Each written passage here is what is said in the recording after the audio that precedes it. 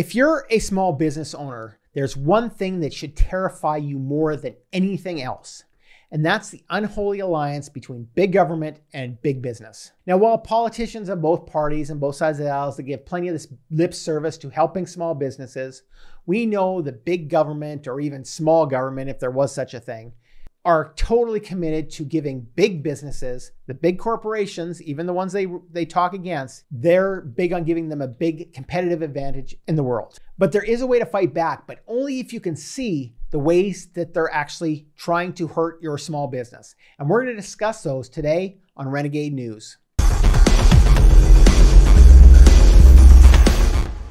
Welcome back to Renegade News. I'm your host, Glenn Kowalski. Every week on this channel, we discuss the latest news, strategies, and tactics for breaking free from the system, paying less tax, and living anywhere in the world that you want. So the ways that the government is trying to wreck your small business are probably innumerable. Anybody who's been in small business, you see it all the time. But there are four really big ones that I want to get into today. And the first one is the high but completely avoidable business tax rates that were being charged. And while it's true that the US business tax rates are some of the highest in the world, there are so many breaks that are available to large businesses that the actual tax rate for those big guys like Amazon and Microsoft and Pfizer, is often really almost none.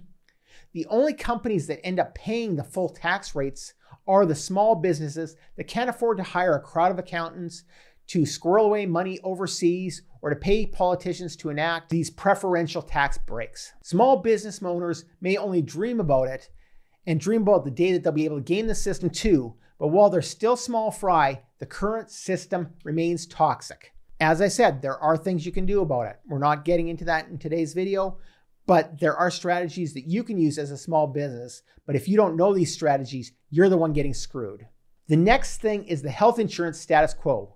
The US healthcare system, both today and under the past Obamacare, is skewed to favor large group insurance, while smaller groups and individuals end up paying way more for that insurance. Now, combine that with the inefficiencies of this disjointed healthcare delivery system, which is dominated again by huge companies, and small businesses are kept at a perpetual disadvantage in keeping their workforce healthy and productive. While our government would probably screw it up if they tried to implement universal public health care like they have in Canada or France, it would definitely create a more level playing field between the big companies and the smaller firms that we have right now. Now, before I go on to discuss the next two death blows that the government is trying to hand your small business, I need to ask one question. Are you ready to switch your thinking from where it is now to the legal liberalization of your businesses and of your investments and of your lifestyle? Are you ready to break free from the systems and legally start paying less tax? Then join the Renegade movement right now to become part of a community that has all the information that you need to ask the right questions and to come to the right conclusions within your business and your lifestyle. You can discover more about this free community by clicking on the link in the first pinned comment.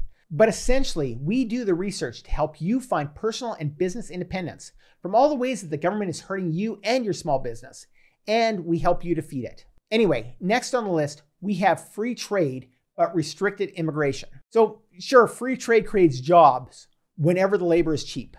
And large companies have more infrastructure to make outsourcing profitable, while smaller businesses are often dependent on local labor. Meanwhile, immigration restrictions make it more difficult to import that cheap labor that would be competitive with overseas operations. Now, one could argue that immigrants, illegal or otherwise, take jobs away from US citizens. But if those jobs will be shipped to overseas companies anyway, which benefits those huge firms, that's really a moot point and it doesn't matter. So the question is, what's best for your small business? Definitely not the current situation. And finally, we have these regulations that hurt your small business disproportionately to what they hurt the big corporations. These big corporations generally have enough government clout to ensure that any anti-business regulation ends up working to their eventual advantage. For example, we have the Sarbanes-Oxley, which was originally enacted in the wake of the Enron scandal to keep big companies from fudging their numbers. But the burden of this extra accounting, while trivial to a big company with millions of dollars, it's enormous to small businesses.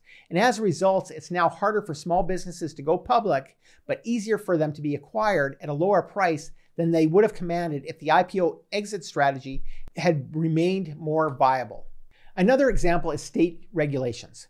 And one of the biggest issues that small businesses are facing right now is expanding when regulations differ state to state. This can make it really difficult for the businesses who want to expand into other states, as they may not have the proper certifications or licenses to participate in that business and practice that business in that other state. Another example is a Small Business Administration's Office of Advocacy study. And that study proves that the burden of government regulation disproportionately falls onto the small businesses. Specifically, businesses with fewer than 20 employees face $2,830 more per employee in compliance costs than do firms with over 500 employees. So in total, firms with less than 20 wage earners shell out a whopping compliance cost of $10,585 per employee. Another example is environmental regulations. And small enterprises pay 364% more in compliance costs than the large firms do. The next most onerous regulation is tax compliance, being 206% more expensive for small firms than it is for their larger counterparts. So it really is time to start evolving from only being an independent thinker to actually setting up your business and your lifestyle to be completely independent from that bloated system we've been talking about. So subscribe to Renegade News right now for expert advice and detailed information on various location independent strategies and to discover which one fits your individual circumstances and your lifestyle needs. In future episodes, we're going to be discussing all sorts of topics, things like which forward-thinking governments aren't letting tax treaties stand in the way of economic development within their own countries. We'll also be talking about the things other than taxing and banking privacy and other factors that are playing a major role in making any particular destination a popular destination for your location-independent business. And there's a lot of them. And there's so much more. So subscribe today. And while you're here, check out the latest upload on the screen right now for more information on living a freer life, cryptocurrency, business entrepreneurship, and so much more. I'm Glenn Kowalski from Renegade News, and I'll see you over there.